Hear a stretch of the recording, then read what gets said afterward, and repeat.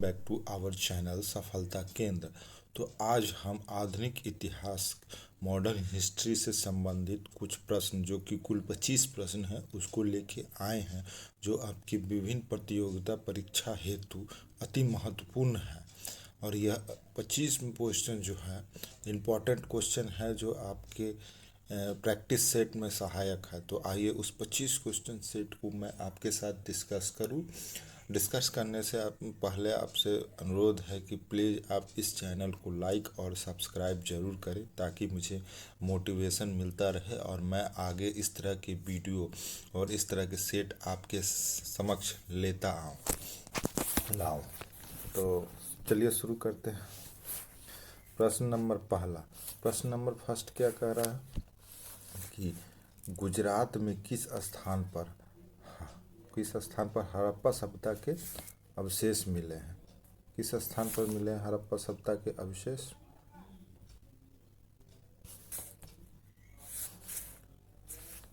तो हड़प्पा सभ्यता के जो अवशेष मिले हैं गुजरात के लोथल जो है, गुजरात का लोथल नामक स्थान, जो कि सगारवाला गांव से 80 किलोमीटर दूर है, 80 किलोमीटर दूर है। वहाँ पर सभ्यता के प्रमाण मिले हैं, जो अहमदाबाद जिले की भोगवा नदी के किनारे स्थित है। कौन सा नदी? भोगवा नदी के किनारे स्थित है, भोगवा नदी के। चलिए नेक्स्ट क्वेश्चन की तरफ चलते हैं। नेक्स्ट क्वेश्चन क्या कह रहा है कि निम्नलिखित में, नेक्स्ट क्वेश्चन कह रहा है निम्नलिखित में को किसका गदर आंदोलन से संबंध था? तो इनमें से किनका गदर आंदोलन से संबंध था? तो लाला हरदयाल जो थे, ऑप्शन डी लाला हरदयाल, उनका संबंध गदर आंदोलन से था। गदर आंदोलन के संस्थापक जो थे लाला हरदयाल थे, और इसकी स्थापना कब हुई थी? तो 1913 ईस्वी में इसकी स्थापना की गई थी। सर्वप्रथम गदर पार्टी ने गदर नामक समाचार पत्र निकाला था। चलिए नेक्स्ट क्वेश्चन की तरफ चलते हैं। नेक्स्ट क्वेश्चन क्या कह रहा है? नेक्स्ट क्वेश्चन कह रहा है कि भेर होगा, यहाँ पर भोर आप लोग पढ़िएगा। भेर की तरह पूरी जिंदगी जीने से बेहतर है शेर की तरह एक जिंदगी जियो। यह कथन किसका था? तो यह कथन जो था, यह कथन टीपू सुल्तान के द्वारा किया गया था। तो इसका सही विकल्प हो जाएगा ए, टीपू सुल्तान।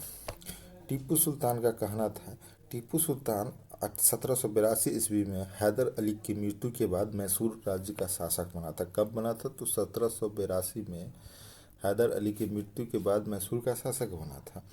और उन्होंने यह कथन अंग्रेज युद्ध के समय बोला कि भेड़ की तरह पूरी जिंदगी जीने से बेहतर है कि एक दिन शेर की तरह जियो। चलिए नेक्स्ट क्वेश्चन की तरफ चलते हैं। नेक्स्ट क्वेश्चन क्या कह रहा है? नेक्स्ट क्वेश्चन कह रहा है निम्न में से कौन सा हड़प्पा का व्यापारिक केंद्र था? तो हड़प्पा का जो व्यापारिक केंद्र था वह मुख्य रूप से लोथल था। तो इसका सही विकल्प हो जाएगा बी, लोथल। देखिए लोथल में बंदरगाह के प्रमाण मिले हैं, यहाँ प्रथम बंदरगाह के प्रमाण लोथल में मिले हैं। चलिए नेक्स्ट क्वेश्चन की तरफ चलते हैं। नेक्स्ट क्वेश्चन क्या कह रहा है कि नूरजहां का असली नाम क्या था? तो नूरजहां का असली नाम जो था वह मेहरुनिसा था। तो इसका सही विकल्प हो जाएगा डी, मेहरुनिसा। मेहरुनिसा। नूरजहां के पिता कहाँ से आए थे? तो भारत से आए थे। और नूरजहां के पिता गियास बेगम एदमातुद्दौला की उपाधि जहांगीर ने दी। और एदमातुद्दौला का मकबरा कहाँ है? तो एदमातुद्दौला का मकबरा आगरा में है, जो नूरजहां द्वारा 1627 ईस्वी में बनाया गया था। 1627। चलिए नेक्स्ट क्वेश्चन की तरफ चलते हैं। नेक्स्ट क्वेश्चन क्या कह रहा है? नेक्स्ट क्वेश्चन कह रहा है कि राज सिंहासन पर बैठने वाला सबसे अधिक उम्र का ब्रिटिश राजा या रानी? तो यहाँ रानी बैठती है, ब्रिटिश में रानी बैठती। तो सबसे अधिक उम्र पर बैठने वाली रानी कौन थी? तो यह एलिजाबेथ द्वितीय थी। तो सही क्वीन एलिजाबेथ द्वितीय। तो इसका सही विकल्प हो जाएगा बी।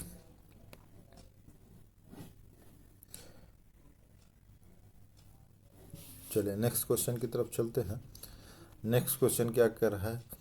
नेक्स्ट क्वेश्चन कह रहा है, क्वेश्चन नंबर 7, कि इंडिगो किसान के उद्देश्य के लिए गांधी जी का पहला सत्याग्रह कहाँ किया गया? तो गांधी जी द्वारा पहला सत्याग्रह जो किया गया था वह चंपारण में किया गया था। तो सही विकल्प हो जाएगा ए। और यह देखिए हुआ ऐसा कि 1916 की कांग्रेस की लखनऊ अधिवेशन में राजकुमार शुक्ल ने गांधी जी से अनुरोध किया कि वह चलकर एक बार चंपारण की स्थिति को जाने, और गांधी जी ने उनके कहने पर चंपारण आया और वहां अपना किसानों का हाल देखकर अपना सत्याग्रह शुरू किया। चलिए नेक्स्ट क्वेश्चन की तरफ चलते हैं। नेक्स्ट क्वेश्चन क्या है? नेक्स्ट क्वेश्चन कह रहा है कि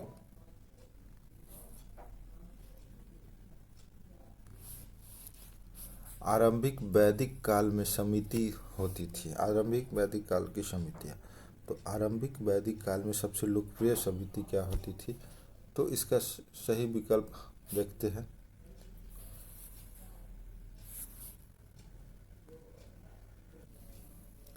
तो इसका जो सही विकल्प है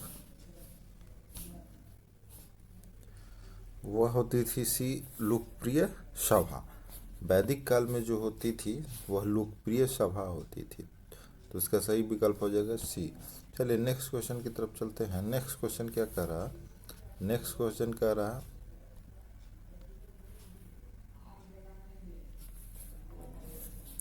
क्वेश्चन नंबर 9, कलिंग शासक खारवेल किसे संरक्षण दिया था? किस धर्म को संरक्षण दिया था? इसे पूरा पढ़िए आप।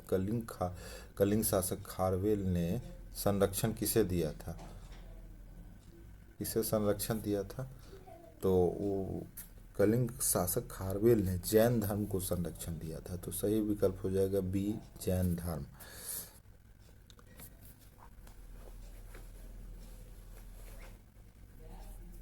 खारवेल ने जैन धर्म के लिए अनेक कार्य किए थे।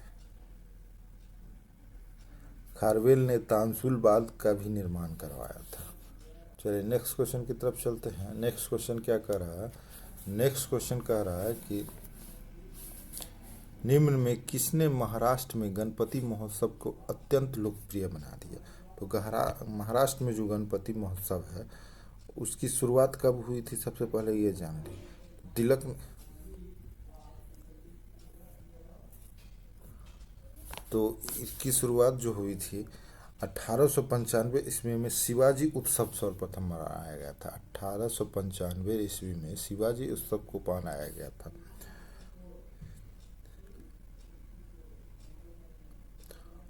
उसके बाद ही बाल गंगाधर तिलक द्वारा गणपति महोत्सव का शुरुआत की गई थी। देखिए इसका तो सही ऑप्शन हो जाएगा बी, बाल गंगाधर तिलक। देखिए बाल गंगाधर तिलक द्वारा इसका मुख्य उद्देश्य यही था कि लोगों में देश हित की भावना, जो राष्ट्रीयता की भावना उत्पन्न हो, इसलिए उन्होंने गणपति और शिव उत्सव मनाना शुरू किया। चलिए नेक्स्ट क्वेश्चन की तरफ चलते हैं। नेक्स्ट क्वेश्चन क्या कह रहा है कि अंग्रेज शासक चार्ल्स द्वितीय को किसकी राजकुमारी से विवाह करने के लिए मुंबई दहेज में दिया गया था? तो कहाँ की राजकुमारी थी? तो वो थी पुर्तगाल की राजकुमारी। अंग्रेज शासक चार्ल्स द्वितीय को पुर्तगाल, सही विकल्प हो जाएगा बी, पुर्तगाल की रानी कैथरीन से विवाह करने के लिए। कौन सी राजकुमारी थी? कैथरीन से विवाह करने के लिए बम्बई दहेज स्वरूप दिया गया था। चलिए नेक्स्ट क्वेश्चन की तरफ चलते हैं। नेक्स्ट क्वेश्चन क्या कह रहा है? नेक्स्ट क्वेश्चन कह रहा है जो नाना फडणवीस का मूल नाम क्या था? तो नाना फडणवीस का मूल नाम जो था वह बालाजी जनार्दन भानु था। तो इसका सही विकल्प हो जाएगा डी, बालाजी जनार्दन भानु। चलिए नेक्स्ट क्वेश्चन की तरफ चलते हैं। नेक्स्ट क्वेश्चन क्या कह रहा है कि निम्नलिखित में कौन सा अशोकाकालीन अभिलेख खरोष्टी लिपि में है। तो अशोक के काल का अभिलेख जो है वो खरोष्टी लिपि में है। कौन सा अभिलेख है, कहाँ का अभिलेख है? तो यह जो है सहाजवागढ़ी का अभिलेख जो है वह खरोष्टी लिपि में है। तो इसका सही विकल्प हो जाएगा सी। और अशोक की लिपि को सबसे प्रथम पढ़ने वाला कौन था? तो वो थे जेम्स प्रिंसेप ने इनकी लिपि को सर्वप्रथम कब पढ़ा था? तो 1837 में पढ़ने में सफलता पाई थी। चलिए नेक्स्ट क्वेश्चन की तरफ चलते हैं। नेक्स्ट क्वेश्चन क्या कह रहा है? नेक्स्ट क्वेश्चन कह रहा है कि श्रवणबेलगोला में गोमतेश्वर की विशाल प्रतिमा का किसने स्थापित करवाई थी? विशाल प्रतिमा को किसने स्थापित करवाई थी? तो यह जो प्रतिमा है यह चामुंडा राय द्वारा स्थापित करवाया गया था। तो इसका सही विकल्प होगा ए। और चामुंडा राय कौन थे? तो चामुंडा राय जो सोलंकी शासक के चालुक्य शासक के थे। चलिए नेक्स्ट क्वेश्चन की तरफ चलते हैं। नेक्स्ट क्वेश्चन क्या कह रहा है कि भारतीय पुरातत्व सर्वेक्षण की स्थापना किसके काल में हुई थी? तो भारतीय पुरातत्व सर्वेक्षण की जो स्थापना हुई थी वह लॉर्ड कर्जन के काल में 1904 ईस्वी में किया गया था। कब किया गया था? तो 1904 ईस्वी में। तो सही विकल्प हो जाएगा सी, 1904। चलिए नेक्स्ट क्वेश्चन की तरफ पढ़ते हैं।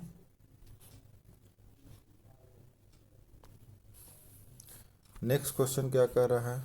क्वेश्चन नंबर 16 कह रहा है कि किसके ऊपर अपनी विजय के निशानी के रूप में राणा कुंभा ने चित्तौड़ में विजय स्तंभ का निर्माण करवाया था? तो विजय स्तंभ का जो निर्माण हुआ था वह मालवा के शासक महमूद खिलजी के ऊपर जब विजय अभियान हुआ था 1401 ईस्वी में, तब उन्होंने चित्तौड़ स्तंभ का निर्माण कराया था। तो सही विकल्प हो जाएगा डी। चलिए नेक्स्ट क्वेश्चन की तरफ चलते हैं। नेक्स्ट क्वेश्चन क्या कह रहा है? नेक्स्ट क्वेश्चन कह रहा है कि भारतीय राष्ट्रीय कांग्रेस के प्रथम सत्र की अध्यक्षता किसके द्वारा की गई थी? देखिए भारतीय राष्ट्रीय कांग्रेस के प्रथम सत्र की अध्यक्षता जो थी वह किसके द्वारा की गई थी? तो वह WC बनर्जी के द्वारा की गई थी। सही विकल्प हो जाएगा WC बनर्जी। यह कब हुआ था? तो यह 27 और 28 दिसंबर 1885 ईस्वी में कहाँ की गई थी? तो इसकी बैठक बम्बई में हुई थी।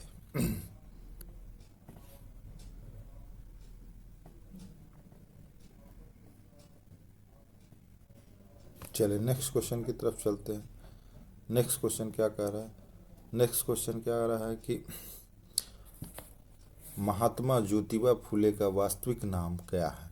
तो महात्मा ज्योतिबा फुले का वास्तविक नाम है वह ज्योतिबा राव गोविंद राव है। ज्योतिबा राव गोविंद राव। तो इसका सही विकल्प हो जाएगा एक, ज्योतिबा राव गोविंद राव। और ज्योतिबा राव फुले ने सत्यशोधक समाज की स्थापना कब की थी? तो 1873 ईस्वी में सत्यशोधक समाज की स्थापना की थी। चलिए नेक्स्ट क्वेश्चन की तरफ चलते हैं। नेक्स्ट क्वेश्चन क्या कह रहा है? क्वेश्चन नंबर 19, पुस्तक सत्यार्थ प्रकाश क्या कह रहा है क्वेश्चन? पुस्तक जो है सत्यार्थ प्रकाश किसके द्वारा लिखा गया था? तो सत्यार्थ प्रकाश जो है यह मेनली स्वामी दयानंद सरस्वती द्वारा लिखा गया था। तो सही विकल्प हो जाएगा स्वामी दयानंद सरस्वती। सही विकल्प हो जाएगा ए। और कब यह पुस्तक कब लिखा गया था? तो यह पुस्तक जो था 1875 ईस्वी में लिखा गया था। चलिए नेक्स्ट क्वेश्चन की तरफ चलते हैं। नेक्स्ट क्वेश्चन क्या कह रहा है? नेक्स्ट क्वेश्चन कह रहा है कि किस पल्लव शासक ने महाबलीपुरम के किस शहर की स्थापना की और वहाँ कई मंदिरों का जो निर्माण करवाया? तो यह था नरसिम्हा वर्मन ने महाबलीपुरम शहर की स्थापना की। तो सही विकल्प हो जाएगा ए, नरसिंह वर्मन ने। चलिए नेक्स्ट क्वेश्चन की तरफ चलते हैं। नेक्स्ट क्वेश्चन क्या कह रहा है? Next question, question number 21, servant of India society किसके द्वारा स्थापित किया गया था? तो सर्वेंट ऑफ इंडिया सोसाइटी जो थी वह गोपाल कृष्ण गोखले के द्वारा स्थापित किया गया था। तो सही विकल्प हो जाएगा सी, गोपाल कृष्ण गोखले। और यह कब किया गया था? तो 1905 ईस्वी में किया गया था। चलिए याद रखिएगा। चलिए नेक्स्ट क्वेश्चन की तरफ चलते हैं। नेक्स्ट क्वेश्चन क्या कर रहा है? नेक्स्ट क्वेश्चन कर रहा है, जब बाबर ने भारत पर आक्रमण किया था तब तो उस समय किस राजवंश का शासन था जो बाबर से पराजित भी हो गया? तो उस समय जो था लोदी वंश का शासक था। लोदी वंश के कौन से राजा थे? तो इब्राहिम लोदी। इसके अंतिम शासक कौन थे? तो इब्राहिम लोदी। इब्राहिम लोदी।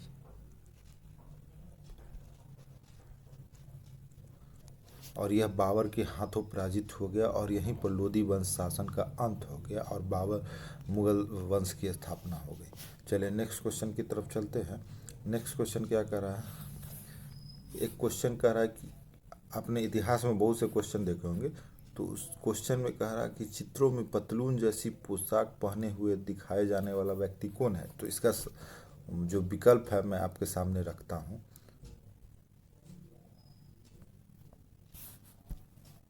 पतलून पहनाए जाने, चित्रों में पतलून पहने हुए जो चित्र दिखाया गया वह प्रथम शासक कौन था? तो पतलून दिखाए जाने वाला। तो कौन सा ऐसा शासक था जो पतलून पहने हुए था? तो इसका सही विकल्प हो जाएगा